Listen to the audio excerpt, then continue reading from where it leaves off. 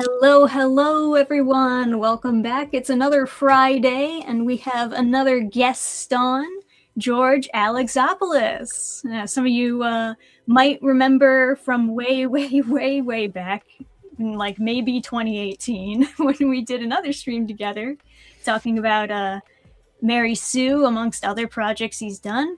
But years have gone by, and now there are more things to talk about, more things he has done. So we're going to talk about some of those. Sounds fun. Thank you for the invite. Hi to everybody. So it's the funniest thing, because you blew up a little bit since the last time we actually spoke. And now I know other people who will show me like a political comic of yours, and I say to them, like, I know that guy. He did the Mary Sue comic. And they have no idea what I'm talking about because they just know you for the political comics. It's really funny. Oh, sorry. Yeah. No, it's hilarious that I guess I'm one of the OG fans because Mary Sue was one of my favorite indie comics, especially during the indie comic boom that happened years back. What a weird time that was. I really wanted to continue the story. I wrote a lot of scripts for it, like 10, 20 episodes further than what I published. I only did 5. And I started drawing 6 and 7. And I'm just like, because it was in color, that was probably a mistake. It was like, I can probably afford to print them and sell them and then break even. But because the indie market's weird and my audience, I think they're more into the political strips than indie comics, which is, something that we're very into. It's hard to sell more than a few hundred copies at a time. And I'm not a good salesman anyway. So like, I want to continue that series. It's kind of like if I could just earn enough to make the next book, that was the plan. And then I was like, oh, wow, the margins are so small in indie publishing. Anyway, so I put it on hold. It's frozen. But there's so much more story to do with that one and others. Right. Now you have done other comics since then. Have you seen like more success with those? Like I know you did the comic with Razor Fist, and granted I haven't seen much of that guy's channel. Every now and then I get like a video recommend from him, but that was big, right? That was something. Yeah, that was one of those lightning in a bottle things. Part of the marketing strategy, I guess you could call it, is like because it was a big name writer, YouTuber, his audience is so passionate. I think that was a huge boon to sales. And then we got on Friday Night Tights just as the campaign had started. And so all those people, they love indie comics. And it's like, oh, we'll just buy we put up sample pages, but it wasn't drawn yet. So they kind of bought it thinking like, oh, these are 2 names that we want to see a book from. So it did really well. It's hard to replicate that sort of thing.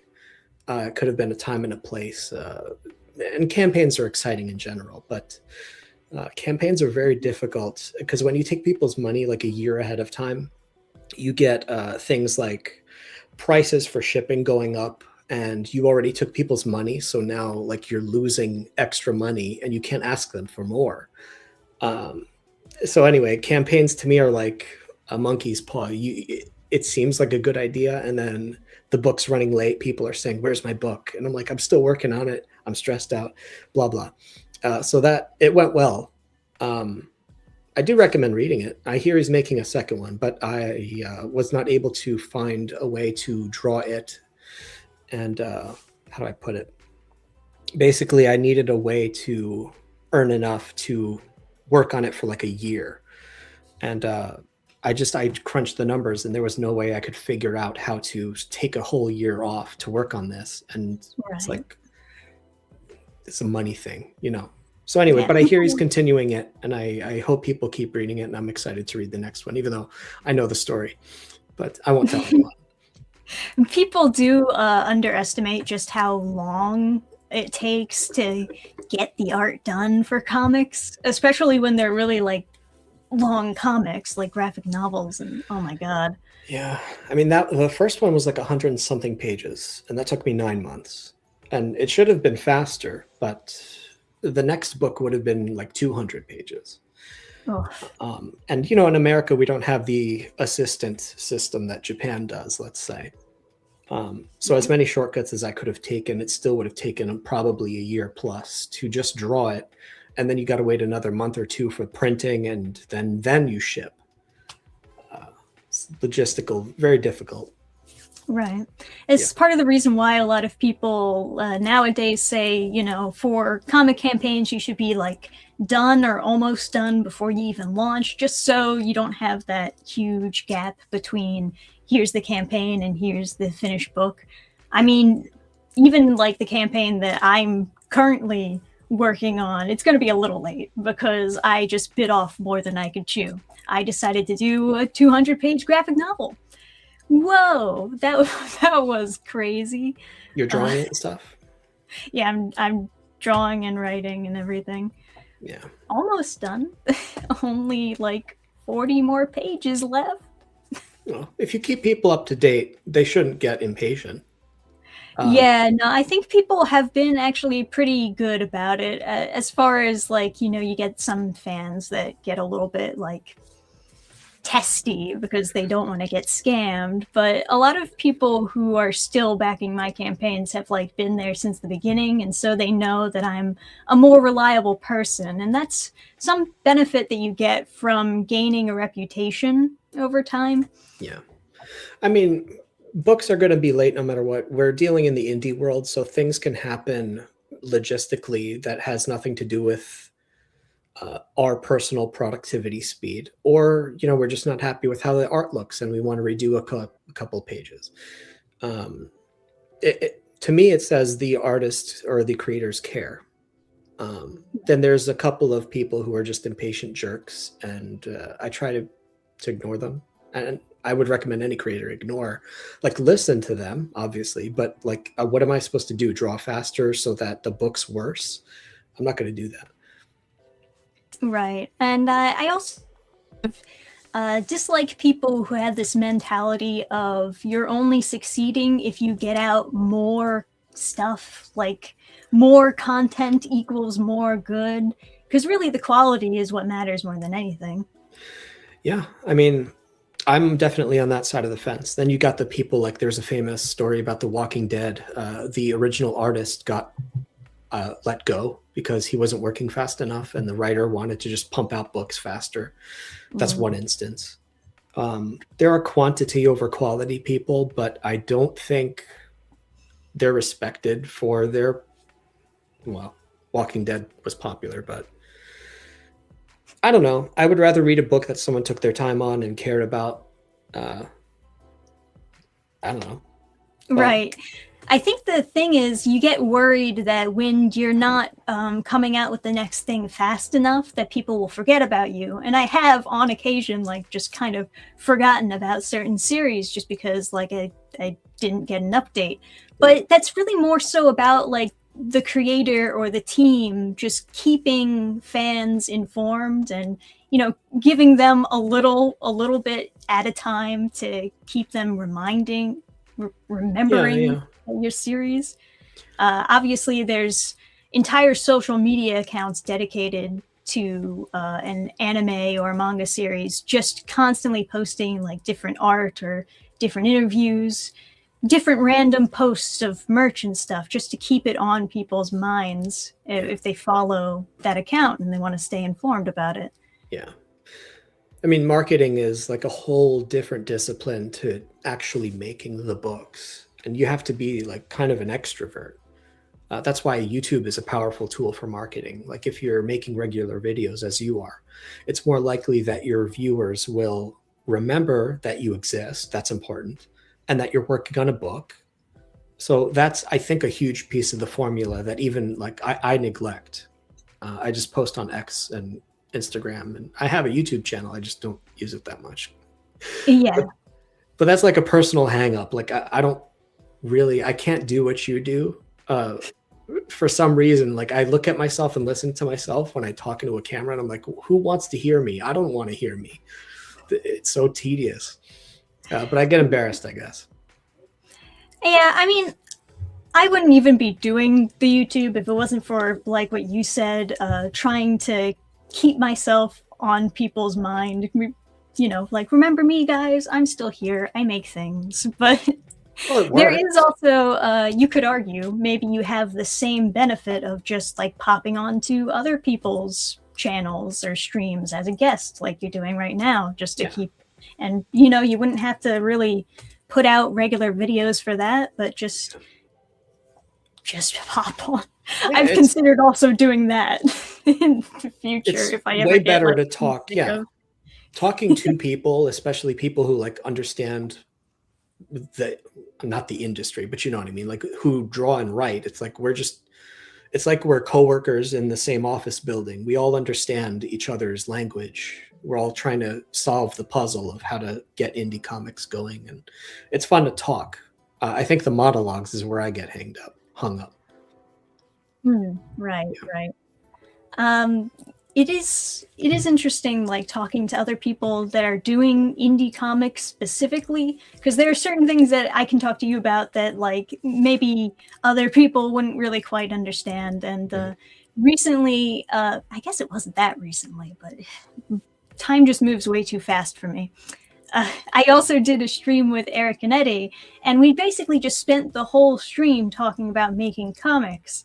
And it was a lot of fun for me. I don't know how fun it was for chat, but for me personally, I just had a blast, and it made me realize, oh, I just kind of like talking about comics. I should do this more often. Why That not? was kind of the thought process for reaching out to you also. But, well, I'm grateful. I mean, I always say if fun is contagious. So if you're having fun, I assume people listening will be having fun. The kind of people that come to your channel anyway are interested in manga and anime, right? So this is... Yeah, usually. It's funny because I remember when I was starting out, we're talking 20 years ago, they were trying to make American manga a thing. And I don't know. Still kind of are, but you know. Yeah, the market's so weird. Like American comics in general are just not doing well. And is it like the style, the manga style that's selling, or is it the fact that it's foreign and being imported that people like? I think it's a lot of chicken or the egg kind of thing. But because we grew up with manga, I never cared about American comics. I love manga as a medium, as a style, let's say. And that's what I make. And it's the only thing I can make. When I make my American style comics, it's always with that Japanese syntax, the way that I arrange my panels, the way I choose the beats.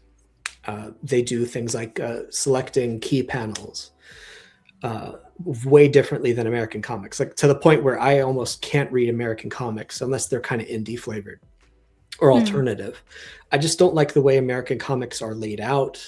I don't like the camera angles they choose. I don't like how small the text is. There's a million little things that drive me nuts. But yeah, we've been trying to make American manga a thing for a long time. I think that a lot of us, it's more popular than ever, I would say, manga is. So that means there's a lot of people who have grown up in a similar way that I did. I'm 40, but like there's people in their 30s, 20s who also grew up reading manga and have a passion for drawing and writing and want to make their own. My hope is that by the time I'm 70, that's not when the market blows up and it's like, oh, I'm about to retire, but now the market wants, you know, something that I can draw. But well, that's not something anyone can control. We can keep practicing and keep making our books and try to sell them. And whatever happens, happens, I suppose. Yeah. It is kind of surprising how many different, you know, extremely popular mangaka really take a while until they finally catch their big break. It's just that persistence of like keeping it going, especially hearing about all these different series that didn't blow up until it was like on its third volume or something. Maybe it's just the idea of readers getting to read like a bunch at once, and that's what sells them on it, as opposed to just reading one chapter and being immediately sold on it. I'm not really sure. I'm not sure, like, what about the format gets people going, or why it takes a while to actually get people going. But I can definitely see manga influence in a lot of your comics, especially like Mary Sue. I remember reading that first fight on the ship, and I was just reminded of Alita Battle Angel the whole time. The way that like everything was composed and the fight scenes and everything. And to be fair, like Alita Battle Angel, one of my favorite mangas to reference whenever I'm thinking of like fight scenes or how I want to do fight scenes and choreography and stuff like that. But well, yeah, that back then I was really interested in doing a sort of combination of shoujo and seinen manga. So like a little bit of the funny, you know, gal main character protagonist. She's like this ditzy Sailor Moonish. She can't do anything right. She fails her way through every mission because she has this overpowered suit. And I just thought that would be such a funny premise. She fights, you know, pirates, robots, whatever, guys in mech suits. But because she's in a suit that's so overpowered, she can't lose, basically. But in real life, no one wants to be around her because she's so ditzy. And it was such a funny combination of things. And drawing the fight scenes, there's no rules with, you know, mech battles as far as I'm concerned. So maybe sometimes she can fly. Maybe sometimes it's an underwater battle and there's different rules for the fight. Like if she gets out of the water and fights in a certain suit, she'll overheat. She has to be in the water and then her suit blows up. There's just a million different, because she has different suits, there's different rules every time for every fight.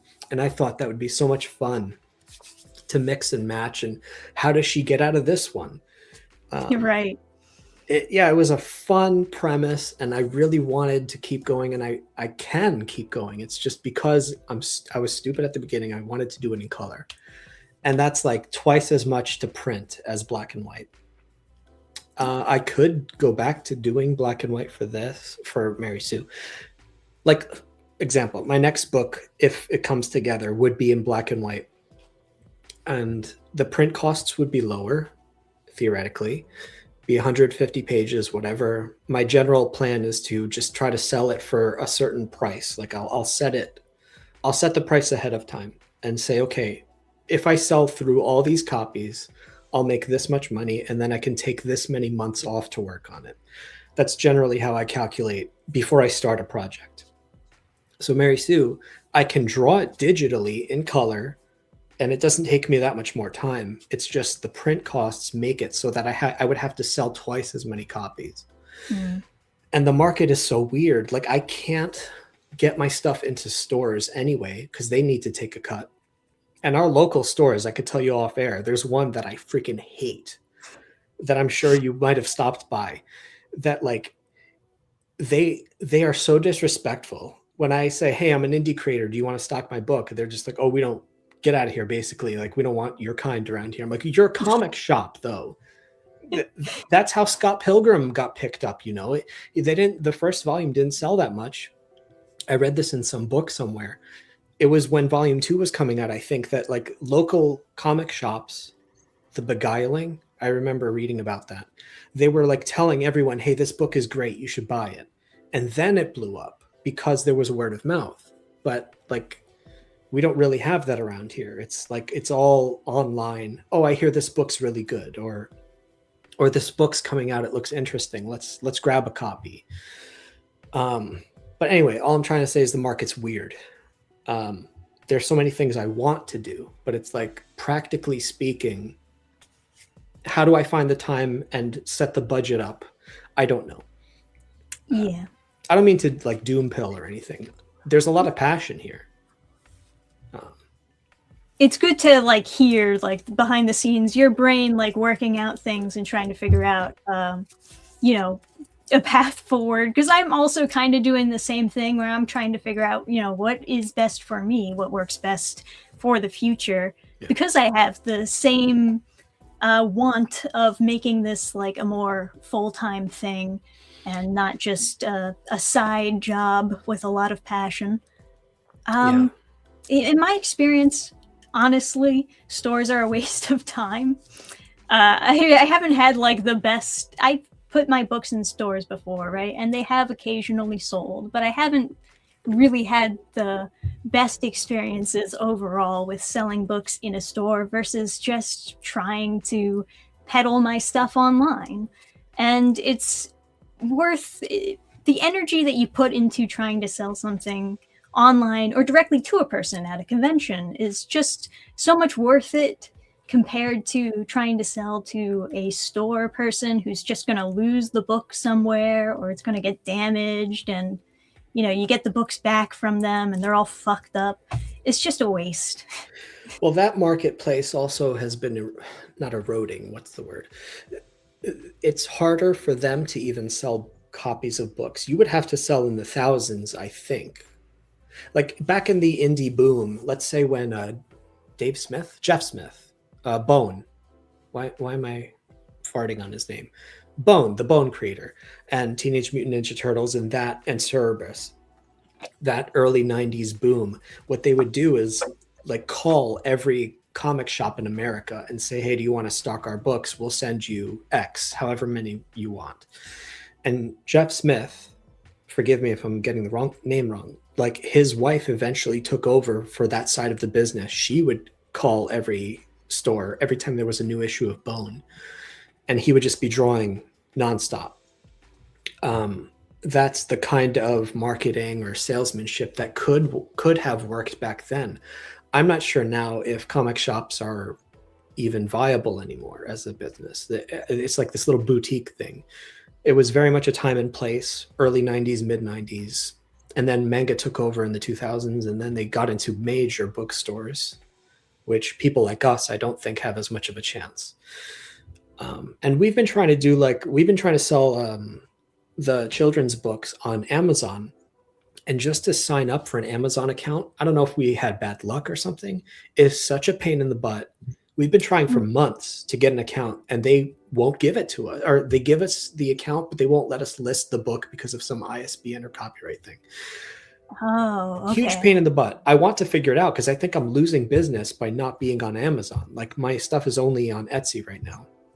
Yeah, I don't know. Adam has like his books on Amazon, so maybe he could figure it out with you. But I've never put my stuff up on Amazon before. Can't hurt to try. But that's the business side of things is, because I'm a creative type introvert, I really hate talking to people. No offense to anyone. I can't do the phone calls and the, hey, do you want my book, and the constant rejection.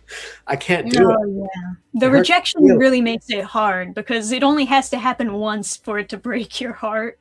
Even if it doesn't matter, it's just the fact that you've been rejected is enough.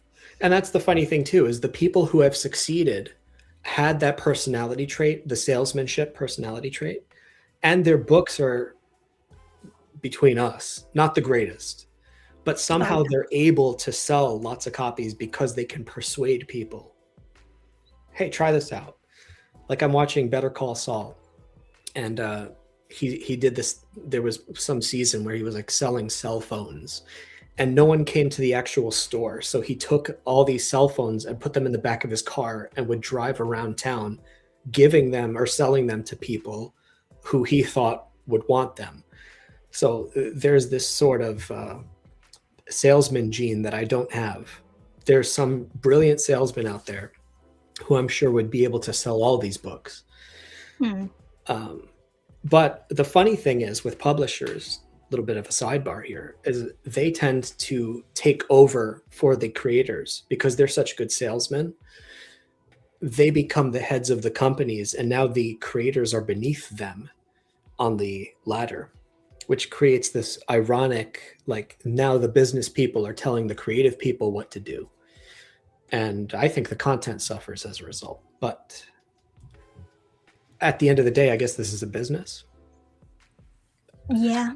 I don't know. I mean, they are like trying to do what they think will get more sales, but sometimes they're just kind of just swinging in the dark, like, oh, well, I saw another comic had a furry in it, so therefore you should put a furry in your comic and then it'll sell more. You know, just like random guesses like that, like what is going to be best for your series.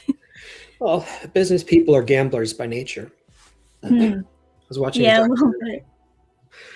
I understand it. It's just sometimes they make these business decisions that, quote, feel right to them. And they can afford to lose tens of thousands of dollars on something. There was a documentary I was watching the other day. This great channel, comics channel called Matt with 4 T's at the end. And he was talking about manga and how it broke into America. And there was the CEO of Tokyo Pop back in the day. And he was saying, who I never met, but I made a book with him years ago.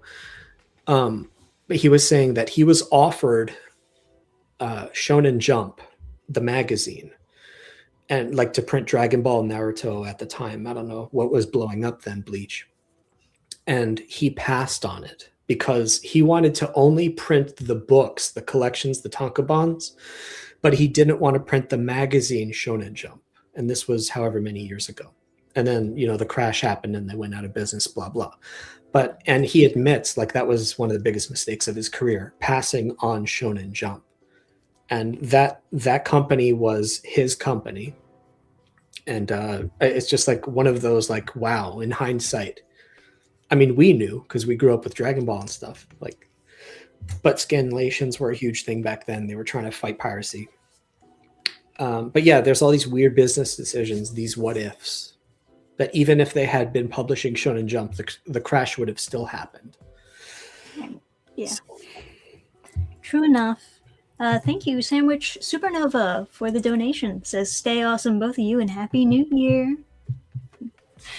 2026, everybody. Let's go. This will be the year for success. Don't shake your head. No, we're barely into the first month. I fully agree. Every year I say this is going to be the one. But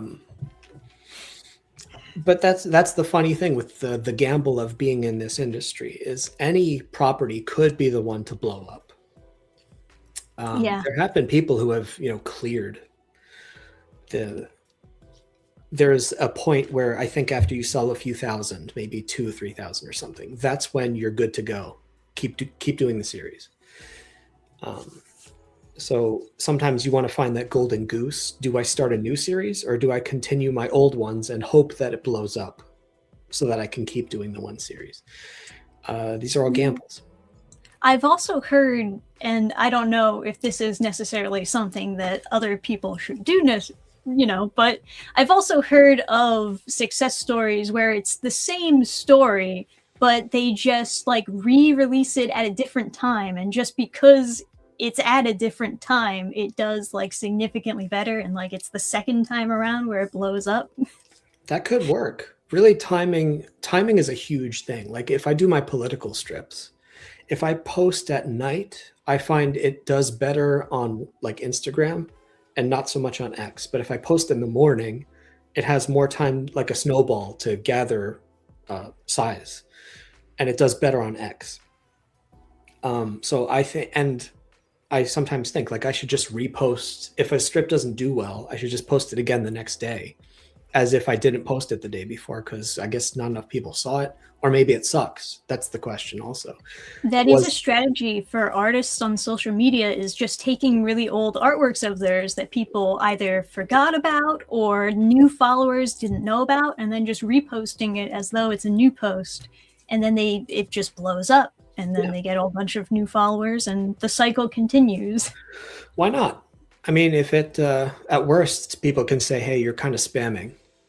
But until then, I say post away. Like, who cares? Like, what, you're going to annoy 2 people, but you'll gain 100. So yeah, exactly. Yeah. I mean, if it blows up the second time around, then overall, it's like a net positive. Yeah. I mean, at worst, you're just annoying people. It's not like you're doing anything, you know, you're not being a criminal or something. You're not cheating people. So it's fine. Do whatever works. Yeah. Except using AI. Of course. And Going back to what you were saying about printing costs, I'm curious, do you still print at home or do you now like go to other printers? I can print small quantities at home. I haven't in a while. For anyone who doesn't know, I bought one of those fancy printers and then I used all these bookbinding things and I would staple, cut the books, whatever. And it was fine up to like 100 copies. But after that, it just wasn't feasible. So I use printing services now. And the book quality is better and I don't have to worry about the manufacturing. It's just storage now. That's the problem. And then Yeah, right. after a certain point, you have to get a storage place, and that's another expense. And, as you grow, there's more logistical things to solve. Yeah, I try to only print what I know that I can push out because Yeah. I also get like really nervous about storage, just like having boxes and boxes of books taking up the closet space. Well, eventually, I can tell you from my experience with Badlands, we had to get a storage place, excuse me. I think we had 3,500, no, 7,000 books. A lot of Damn, books. It was a that's lot. So they ridiculous. arrived on a truck with pallets, and we had them come to the storage place. The guy came up with the truck, backed up, and it turns out the pallets don't fit through the door to get them to the storage room. So I had to have him ask him, the poor guy, he came quite a distance, drop off the books in the hallway, and then I will manually load each box onto those carts, push the cart to the room, unload them, go back and forth. I spent days doing this. And I didn't know. And they were so heavy. And then I had to transport them back and forth from home to the storage place. And then we had to take them to the post office because they wouldn't come and pick the books up. It was a nightmare. But those are problems that I would think every few thousand books you sell, you can't store at home anymore. If it's summertime and it's humid, the books are going to get damaged. You got to get a storage place. I think I'm kind of on the edge of needing storage again because we printed a lot of Moshidos. And I made the mistake of I'm sure they will sell eventually, but they're not selling as fast as I thought. So I'm sitting in my poor house, we don't have a lot of room. They're sitting there in boxes, nicely protected, I will say. But it's eventually we're going to have to get them out of here. Right. So that's a later problem, I think. That's another advantage of pre-orders, I guess, is it gives you an idea of okay, don't go too much over. I know. Well, yeah, we took our gamble. I mean, I know the books will sell eventually. I'm told the actual content of the book is good. Kids love them. People send me pictures of their kids reading it. So it's fine. It will sell eventually. But for the next book, I think I'm going to try to get as much done as I can, say by April, if I do it. And then by then it'll maybe be half drawn. And then I'll know how many to print, and that'll basically be the whole run, maybe plus 100 books or something, and then ship them out, whatever. Okay. Yeah, that's the tentative plan for now. Right. Do you have an ideal page length, or are you just kind of playing it by ear for now? I'm aiming for 150. So my scripts usually, this is such nerd talk. I apologize for anyone listening. My scripts are usually 4 pages written. No, 1 page written equals 4 pages drawn. So this script is 20 pages, 25 pages written. So it should be 100 plus, but there's a lot of action scenes. So those usually go longer. So I'm aiming for a cap of 150. But my policy is usually if the story tells me that it wants to be longer, I will let it be longer. Page count doesn't worry me, especially with black and white, as much. It's really pacing and is it interesting to read? Does the scene tell me how long it wants to be? Because the script is kind of a blueprint for a story. But then when I actually draw the characters talking to each other, sometimes something will completely change. I didn't plan this, but as I'm looking at them, as I'm drawing them, they start coming to life, and then they start saying things that I didn't intend for them to say. And now the scene is twice as long. I want to allow that to happen. So yeah, 150 is kind of the target for now. Damn, it's pretty ambitious. Well, compared to manga, I mean, manga, I have my Vagabonds here, the hardcovers, they're beautiful. They're like they're like 400 pages per hardcover. And I can blaze through one of them in an hour because the pacing of manga is so fast. So Yeah. in the West, 150 pages is a lot to us, but to them, it's like barely the prologue. Yeah, basically the standard for a lot of manga is usually like maybe 100 on the low end, 200 average usually, and then for like the extra thick ones it gets up to like 400, 500, you know, if you get into the big numbers. Yeah. But you're right about the pacing for sure. Typically manga, they use a lot of big panels, very like expressive with its panel to panel, whereas a lot of American comics are more like we need to condense as much information as possible onto these pages. Mm-hmm. So you can kind of understand why the pacing would be a little bit more on point with manga, I would say. It's one of the things that I do like about it, honestly, that it has that ability to just slow down so that you can breathe and take it in. I've always said the pages flow better. And I think part of it is because it's in black and white, they don't put as much of a premium on each page. And then there's also in the West, some people use the Marvel method of writing, which I totally disagree with. I think it's horrible. They have the artist draw. The writer gives the artist like a layout. What do you call it? A summary of this is what'll happen in this issue. The artist will just try to make everything happen using their panels, and then the writer afterwards will add dialogue on top of what the artist has drawn after the fact. And it's just, to me, like it's all backwards. Whereas in Japan, they don't even, I don't think they have a script often. They just go directly to thumbnails and write as they're making the thumbnails. And then when they'll take the thumbnails to their editor, they'll make their changes, and then they start the manuscript. But they work on a weekly basis, not monthly, a lot of the time. But yeah, I think because there's more spontaneity when you do your thumbnails, the pacing of the way that a page layout, like I'll lay out my thumbnails 2 pages at a time, left and right, because there's the language of comics. When you open a page, you're seeing both of them. So like, let's say there's a surprise. Monster jumps out of the closet. Usually, like Junji Ito does this. At the end of to us, reading left to right, at the bottom of the right page, there's like this tension. I'm going to open the door, and then you turn the page and there's the monster. So he plans his pages so that when you turn the page, there's a surprise, and there's usually like some kind of hook at the bottom right. So the language of manga is very much about keep the page turning. Always put something interesting at the end of the right-hand page for us. And so I'm planning my stuff. I always plan my stuff that way. So when I get a script, I have a written script, and then I'll take the dialogue and lay it all out, use my stick figures, whatever, and try to plan it in such a way so that something interesting happens every time you turn a page. The last thing I ever want to see is like with Watchmen.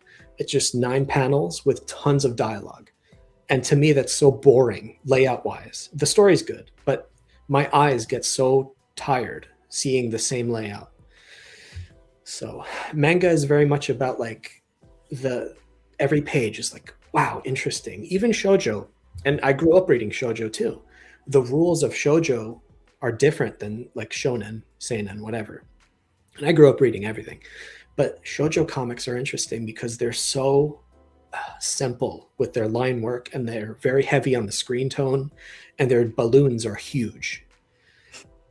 But that's to get you to turn the page faster. They do that on purpose. I could talk about this for hours. But it's so interesting how many dialects there are in comics. Right. Yeah. Different techniques for getting to the end goal, I guess. Yeah. I mean, even my 4-panel strips, my political strips, not to talk your ear off, I apologize, are presented differently on X, let's say. I'll put one JPEG with the 4 panels. Japan, it's whatever they call it, the yon coma or whatever. It's, they've been doing it since forever. In a grid layout 2x2. But then when you see the strip on Instagram, it's one panel at a time. You swipe, next panel, swipe. So I have to present it in such a way so that the first panel is like, I need to know what happens next. Keep scrolling. And I have to think about on X, it's a little tiny thumbnail. Oh, it's another George strip. I'm going to click on it. You try to plan them in such a way where it's like, if I'm walking on a shelf and I see 10 books, I want them to always stop at 9. There has to be something to make them say, oh, that looks interesting. I'm going to click on it. So comics at first is all about like the catching someone's eye, and then the story has to actually like get people to keep reading. It's right. This whole science, I don't know. You need to make them invested in it. And, part of the way to do that is to make it elicit a feeling. Is that the word I'm looking for? Yeah. And obviously, of course, pacing is a huge part of that. Yeah. For sure. But yeah, it is really interesting seeing like how manga has succeeded in certain aspects that American comics have like failed to see or catch up with. I do think indie comics more often tend to see, maybe it's because more people are growing up reading manga nowadays. They're able to notice these different techniques and apply them to certain indie comics. Yeah. I mean, if we look at what's been blowing up, I mean, I don't read comics very often anymore. I always use Scott Pilgrim as an example of the marriage of manga and American or Western comics. O'Malley read nonstop manga, and he made a manga, but somehow it blew up here in the West. I think because of the actual content. Basically it was a teenage soap opera. So you come for the aesthetics, but stay for the, what's going to happen next? And then you get your Walking Deads and stuff. But here in the West, I think, I don't know what's going to happen with comics, but I know that the medium is good and it's popular still. Like people still love manga for sure. I think the West is mistaking, like Western publishers is mistaking the kind of stories that they import as like, I don't even know how to begin talking about this. They think like, love stories. What makes manga popular here? Okay, we're going to have love triangles. And yeah, like, right. They'll superficially, I don't even know how to begin talking about this. They just don't get it. They strip it down to their bare elements without understanding why it works. So Japan's still like blowing us up, and they deserve it. But also, I think it's an unhealthy lifestyle over there for mangaka. I mean, my favorite artist, Takehiko Inoue, stopped working on Vagabond. He just burned out. And then Kentaro Miura of Berserk freaking died. He was, sick. But like you hear always about like back problems people have and overwork. Yeah. Well, they have like high standards of quality over there in Japan, but they also still keep up that idea of quantity, faster, and they're just like kind of whipping their artists in order to get it to that extent. I mean, there's gotta be something in between this so that we don't have to like work an artist to death but still reach the end goal. I'm sure there is. Yeah, I think part of it is just people need to better understand how to monetize the medium well. Japan has done a much better job with that than America has, I think, at least, because they have a lot of, they'll just slap an IP onto everything. And nowadays it feels like whenever America is slapping an IP onto a cup or a t-shirt or whatever, it's mostly movie stuff. Like it's mostly Hollywood stuff. It's less about the source material, like the comic series that it came from. Oh man, like I always joke, it's Spaceballs the lunchbox, you know, like Yeah. merchandising. But on my end, it's like, look, I'm a content creator. I don't care about merchandising. Not to go so far as like a Bill Watterson who did no merchandising. But then you got the Charles Schultz on the other hand, who merchandise way too much. But Yeah. it's not a problem I have to solve right now. Like I can barely sell books, so I'll have to solve that another time. But you know, the dream would be for some actual smart publisher to come along and just say, look, we're looking for good properties. Give us your best. And for some reason, yeah, I don't know why it doesn't exist here. There are some publishers, but they seem to be up their own ass, forgive my language, of heads up their ass in terms of like the stuff they put out is just junk. And like I don't think I'm like a great creator or anything, but it's like, why is it so hard for someone like me to like put a book out? I don't get it. I should be able to do something with these people, but it could be the left versus right problem, not to get too conspiratorial, but like I sometimes wonder if I can't work with publishers, or I couldn't before the culture war blew up, because it was like, oh, it's a straight white male, we don't want more books from him, people like him. I'm like, all right, I guess I'm screwed. So, were you recently like submitting to publishers and had like bad experience?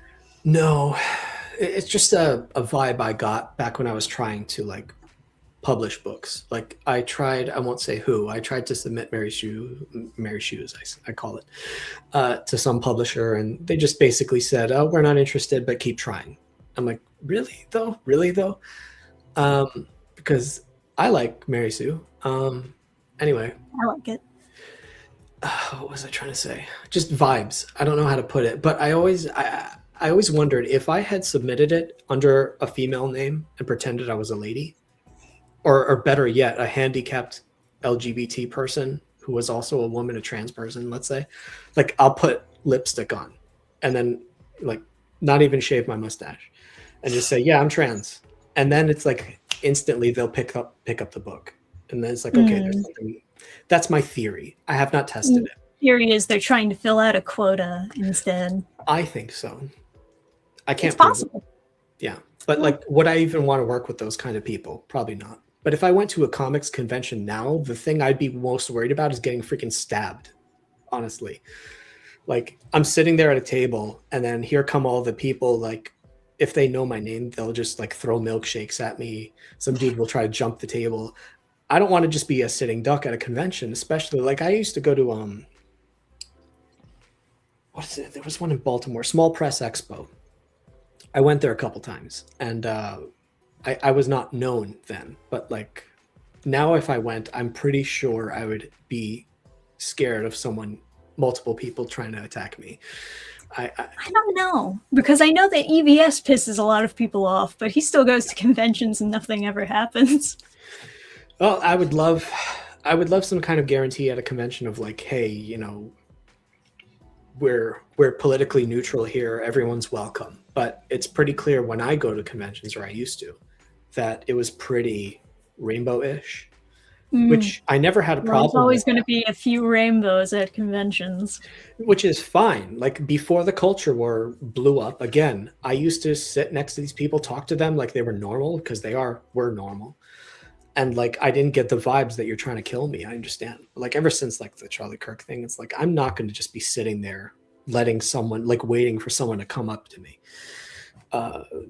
It's a weird time, but I would love someday for there to be conventions where I would feel relatively safe. I mean, I went to one in Texas a couple of years ago. No, 3-4 years ago. That was pretty cool. Like Timothy Lim and those guys. Right. Common America, if anyone's curious. Good series. And what's the one with Trump? My Hero Macadamia. Which was very funny. They invited me down there, I'm going to say 4 years ago. I'm probably wrong. And that was fun. I tabled. So that was the last time I've been to a convention as a exhibitor. I'd like to do it again. I just, you know, times are so weird right now. And yeah. Would you feel better if you went with like other friends? Like if you just had 2 bouncers on each side of you, make sure you're okay. It'd probably be overkill, but yeah, I would feel better if I had like friends with me where we're all tabling and it's like, look, if you get attacked, I'll jump them, and if I get attacked, you jump them. We'll just have like a big guy, a bouncer. Yeah. Obviously, it would be optimal if you were like right next to a good neighbor, and that's usually how like I see things sometimes when I see spicy creators at conventions. They're usually like tabling next to a friend who would like choke somebody if anyone tried anything. Well, I mean, I consider myself a pretty mild person, at least in real life. But then there's, like I can be cool at a convention. We can disagree. I can hang out with leftoids. I call them that. But like, you can call me a conservatoid, whatever you want to call me. We can disagree on things. But look, we're here. We like comics. We have that in common. Can we just like be polite to each other at least? Someday I'd like to believe that's a thing that's possible. But right now, it's too volatile. But I won't close the door to it. No. Yeah, Adam is already saying, "Come table with us at a con." I guess we are like, well, I don't know if other people know your state, but I guess we're not too far from one another, so maybe that's a thing. Let's put a bookmark there. If you guys know of any, let me know, and let's give it a try. All right. We are coming up to close to the end of the hour, so maybe we should like dedicate end of the stream to promoting where to get your stuff, as well as any other social media or links you want to direct people to, future plans. Okay. Well, my latest book is a children's book called Mushido. It's the sequel to Goofberry Pie. There you go. It's, a happy little children's book. Every page has illustrations. There's a lot of text. If you're a parent or you know anyone who is, you can read it to the kids. Kids love the pictures. So that's my latest book. If anyone wants to buy that, the link is in my X bio. It's pinned. You can buy it through our family shop. It's called Polka Dot. But anyway, the link's there. And you could buy it through Etsy right now. And my next book is going to be that graphic novel that's unannounced, title and stuff. But if things work out, that'll be my next book. Or I might work on something else. I don't know. And occasionally I'll do my political strips. I'm at gprime85 on Twitter and X. And I have a YouTube channel too that I don't use. Maybe in the future you'll post speed paints or something. I know that those always do pretty well. So, yeah. And no commentary needed. So there's no pressure for that. You can just find some like lo-fi beats and then just a speed paint of you doing your thing. Yes. I should do that. I'm embarrassed. That's why I don't. But you think people will judge you for speed paints? No, it's like, again, hearing myself and looking at myself. It's like, who would want to hear what this guy has to say? Like, I get so embarrassed. I'm turning red just even talking about it. So like, I'll have to get over myself is the point. So yeah. Yeah, I mean, I think a lot of people, that's kind of the gate to success, is that they just have to get over themselves and just push a little further. Me, myself, like, even when I started this YouTube channel, I was fucking terrible at doing YouTube. I still kind of am. But just like kind of learning to be a little bit more transparent and opening up a little bit, talking a little bit more, I think has kind of helped overall with this whole experience, make it not so painful as it was in the beginning. I mean, I'm pretty sure YouTube is a key part of the formula of selling books. It is a huge platform right now, and there's no signs of it like decreasing in watch time or anything. So for now, it's kind of just like a guaranteed place to promote stuff. Yeah. I mean, I'll definitely look into it.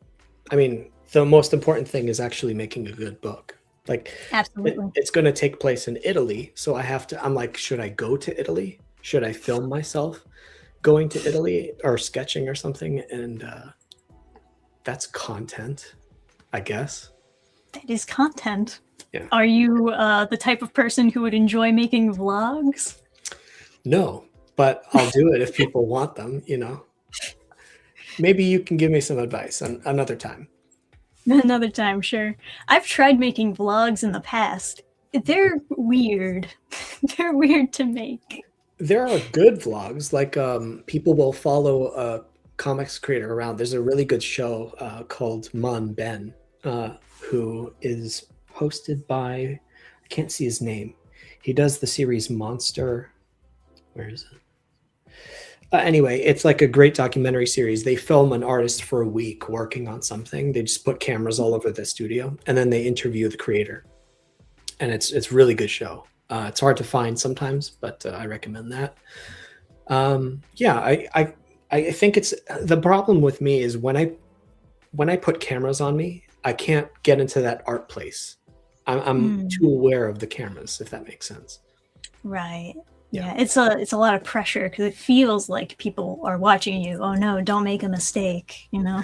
Yeah, the mistakes don't bother me personally, but like if I try to get into the flow state, you know, if I'm listening to music, like I might take 5-10 minute breaks and just like stare into space.